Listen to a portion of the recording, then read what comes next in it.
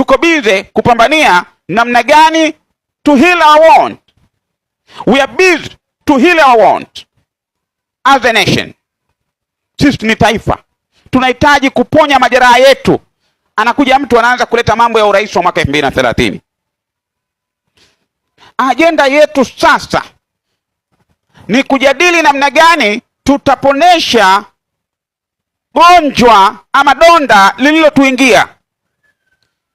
Sisi wa Tanzania wenyewe, wananchi wenye nchi yetu, tushirikiane na rais wa nchi yetu na viongozi wake namna gani ya kuliponya donda lililotuingia kwenye miili yetu, kwenye mioyo yetu. Anakuja mtu atuletea ajenda za ajabu. Rais Samia aliwaambia watu, acheni kupandisha mabega. Kiongozi yoyote mwenye kupandisha mabega akajitukuza mbele ya Watanzania, amesema atampunguza. Sasa leo kiongozi mwingine ameshapata mitihani ya uongozi. Amepata mitihani ya uongozi kwa sababu yake hiyo tabia ya kujikoza kwesa. Hiyo. Kaingia kwenye mtihani, Mungu kamweka kidogo, kaambia kaa pembeni.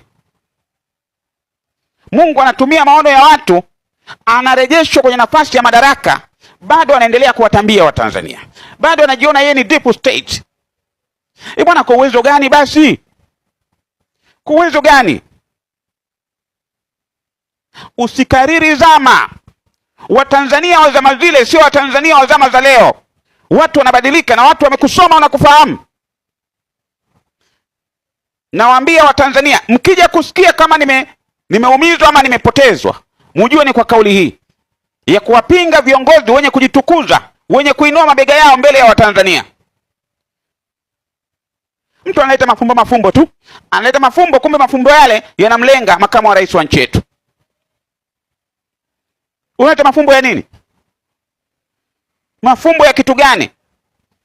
Wewe kama unataka kugombea urais, gombea, hujakatazwa. Na kama kuna mtu unamuunga mkono aje kuwa rais wa nchi yetu, muunge mkono mtu huyo kimya kimya. Unaweza kusema kuna watu wanataka waonekane ni watu wazuri mbele za watu. Wewe unataka waonekane mbaya. Yaani leo ni lazima kwa kila kiongozi ajitahidi ndani ya uongozi wake asichukiwe na watu.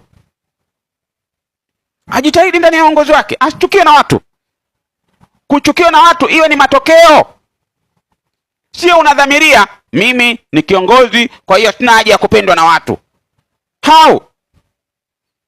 Kutokupendwa na watu iwe ni matokeo, kwamba nimejitahidi kwa weledi wangu na kwa namna nilivyojituma. Matokeo yangu ni haya. Lazima kwenye matokeo yako 100% iwe ni watu wanaokupenda. Yesu Kristo aliye hai alitukiwa, alipigwa mawe, akasulubiwa msalabani na watu wake.